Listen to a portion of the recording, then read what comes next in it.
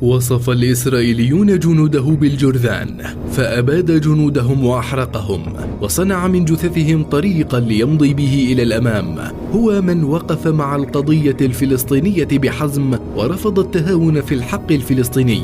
وقف أيضا مع مصر وسوريا لاستعادة أراضيهم التي احتلها العدو الصهيوني.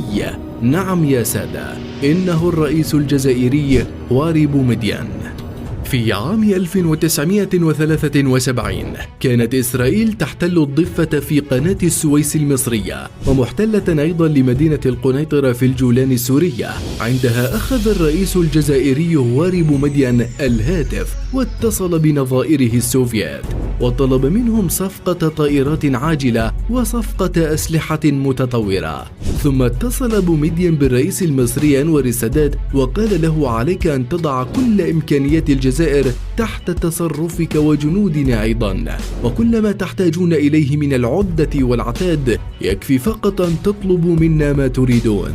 فرد السادات أننا نحتاج لمزيد من الدبابات والسوفيت يرفضون إعطاءنا. عندها طار بومدين إلى الاتحاد السوفيتي وطلب بتعجيل صفقة السلاح، وفتح حسابا في البنك بالدولار لضمان العملية. فانتصرت مصر وسوريا بعد ذلك، وقال السادات أن جزءا كبيرا من الانتصار كان بعد الله بفضل الجزائر ورئيسهم بومدين. بالعودة إلى المعركة، فقد شاركت الجزائر بفوجها الثامن للمشاة الميكانيكية على الجبهة المصرية. أما قائد الصهيونية في ذلك الحين شارون، فقد استهزأ هو وجنوده بالجنود الجزائريين وكانوا يصفونهم بالجرذان، لكن أبطال الجزائر جعلوهم يتذوقون الموت وهم أحياء في أسوأ مشهد لشارون وجنوده، وصنعوا بهم هزيمة نكراء. ليخرج بعدها قائد أركان الجيش الصهيوني بتصريحه الشهير: لست مسؤولا عما حدث في هذه الهزيمة لجنودنا التي صنعها قادة إسرائيل. لقد استهزأوا بالجيش الجزائري، وكل ما حدث لنا كان بسبب الاستهتار بالجزائريين. فقد توقع شارون وجنوده أنهم يستطيعون إنهاء الجنود الجزائريين بأسلحتهم البدائية، وسيفر جنود الجزائر بمجرد قرع طبول الحرب. لكنهم نصبوا للمحتل الفخ، وخسر الصهاينة في يوم واحد فقط 900 قتيل من أفضل جنودهم، وأعطبت 152 دبابة. وكان قائد أركان الصهاينة قد قال أن المصريون خدعوهم وأوهموهم بأن الميناء خال من الحماية، بينما هم كانوا قد تركوا الحماية للجنود الجزائريين.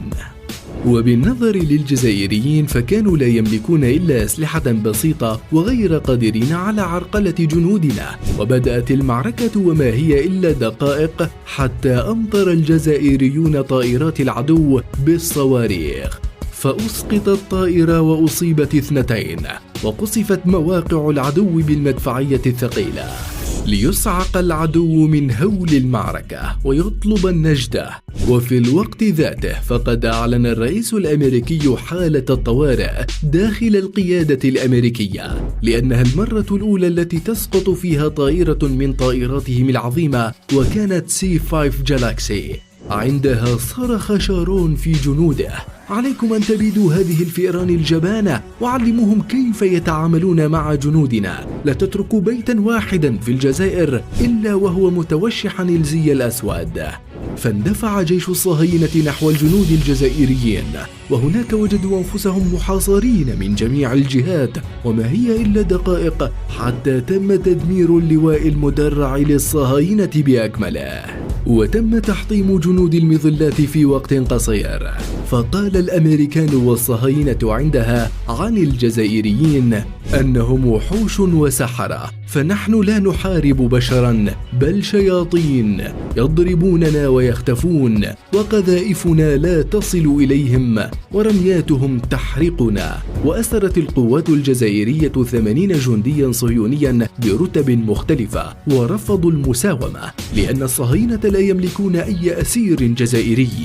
انتهت المعركة بإهانة لإسرائيل لم ترها من قبل، وعاد جيشهم يجر أذيال الخيبة، وكان ذلك فقط حين استهانوا بجنود الجزائر واستحقروهم، وكان الجزائريون يمتلكون قائدا كهواري بومدين.